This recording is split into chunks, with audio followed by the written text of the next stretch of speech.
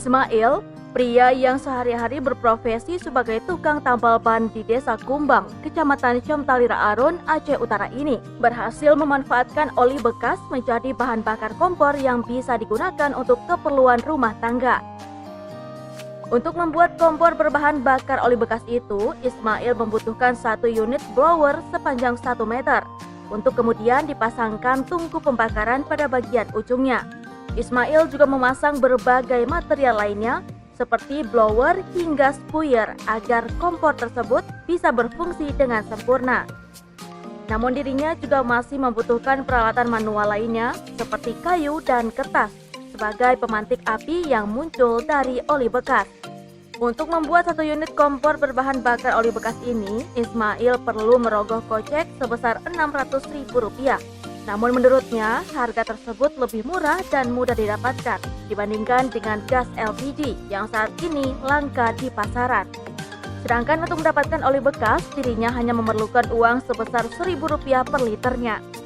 Setelah dicoba, dirinya hanya memerlukan 1 liter oli bekas untuk 1 jam memasak. Bahkan untuk memasak 5 liter air, dirinya hanya membutuhkan waktu 10 menit. Kompor oli bekas. Kompor Yang oli berwadah oli bekas. Saya pekerjaan bengkel tempel ban, itu 600.000. 600.000 ya, itu udah siap pakai bang? Ya, itu boleh ongkos las. Oh, okay. Kalau udah ongkos lasnya bang? Itu sekitar 700.000. Gimana nih? Iya, ada bantuan listrik. Kalau nggak ada listrik nggak bisa, tapi kalau pakai yang pakai kipas angin, pakai baterai bisa juga 15 liter. 15 liter itu berapa menit itu? 10 menit. 10 menit dah.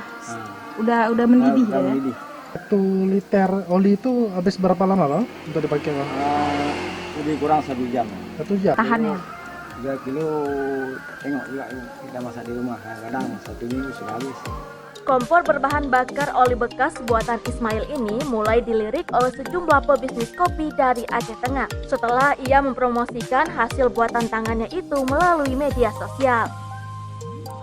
Dari Aceh Utara, Rizkita melaporkan untuk Puja TV Aceh.